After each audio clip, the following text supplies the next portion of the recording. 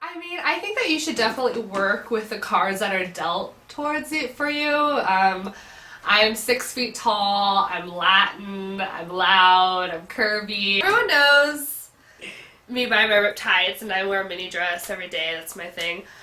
It started out not because I was trying to be cool or anything. I've always been a rock and roll girl.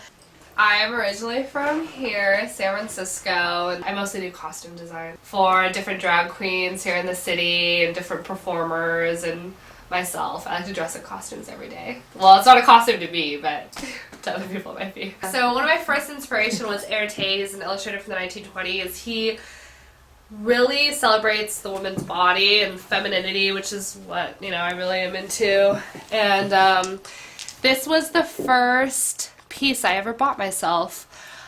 What I'm wearing now, I am wearing a dress I made myself. It's one of my favorite things I've ever made. It's very body conscious and shows off my curves, and it's really simple. You can wear anything with it. I've worn it for so many occasions. I'll wear this to the grocery store when it's cold because it's longer and keeps me warm, and then I'll wear it out to an event where I don't really want to stand out that much because it's more simple, but the design of it is interesting enough to make me like it and want to wear it all the time. I like to go to unusual places to find my inspiration and things to wear. Like when I'm designing clothes, I love to go to the hardware store and find like cool chains and weird buckles and like pieces of wire that would work well when making a petticoat or something. Oh, my necklace is from my grandmother on my mom's side. She's my grandfather's Native American, so she has a lot of Native American jewelry, turquoise and stuff like that. Ever since I was little, I would go to her room and I would raid her jewelry box and she'd let me take a few things home. And I'm 22 years old and I'm still doing it. I went like a couple days ago and got this. I like tights because your line, when you're looking at a garment, it doesn't just stop at your legs, at your mini dress. It continues all the way to the bottom and then come back up. I'll trip and I fall and I run into things and I always have jewelry on and they'll get caught on the tights, and I just keep wearing them, and the more I wear them, the more they rip. Every time I put them on, you get another run in them. I just kind of embrace imperfections. I think that's the way that I design, the way that I dress, and the way that I like to dress other people, is you embrace your imperfections and you just, you work with what you have. I go through phases of glitzy stuff. First it was sequence everything. Then it was fringe everything. And then fur. And then now it's buttons. This fabric store that I go to in the Mission, they have bags and bags of buttons. And every time I would go, I'd buy a couple bags. They're only like $2. I had all these buttons. And I made this bra, and I love it.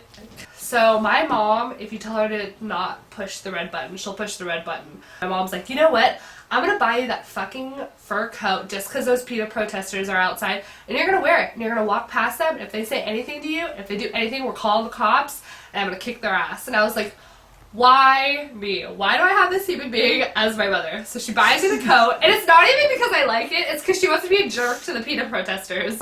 I literally saw this necklace. I wanted to have it, and I got it, and I put it on, I wore it on the plane, and I love to dress up for the airport. I love it. It's amazing. I was going to school, and my mom comes and picks me up, and I was like, pick me up in this dress. She's like, why aren't you at your house? I was like, don't worry about it. And I stumbled down the stairs, and I'm in a dress with tights and heels, and a coat, and my mom was like, oh my god, oh, we don't have time. I guess you're gonna have to wear that. So I go to this luncheon, and we sit at the table, and it's all these really well-dressed older women, they had just served tea, and I'm like, I never get intimidated. If people give me dirty looks, I don't care. I don't live my life in fear. I don't, it's not my business what you think of me. I don't care. But I sit down at this table and I'm like, wow, I feel like an idiot because you're all so fancy, and I'm like trash, And I sit down, and Joy Bianchi is sitting next to me, and she leans over and she goes, excuse me, and she's like, I think you look amazing. She's like, I love your tights. And she's like, I'm having this event next week, you have to come, I love you, I love your outfit. And I was like, really? I was like, thanks. And then we started talking about my rings and blah, blah, blah. And started talking to my mom, and she was just the coolest lady ever. She had the raddest style, and like pretty soon her friends, after like everyone kind of saw that she liked me, everyone else started talking to me, and I was definitely the youngest person there, and she totally made me feel comfortable. The luncheon was amazing. I made this coat, a version of this coat for school. All hand done, French seamed, recycled fabric. I really love this jacket because when you walk, it just kind of like, I don't know, you can do anything. You can rule the world in this. Every single thing that I make, I want it to be a work of art. I want it to stand alone. I don't think that you should live your life in fear when you're dressing, you know, be true to yourself. Don't try to, you know, copy someone. Like if they're doing something outrageous, you do something outrageous, or do it just for shock value. If you really, you know, you like that style or you're kind of liking what's happening, go for it.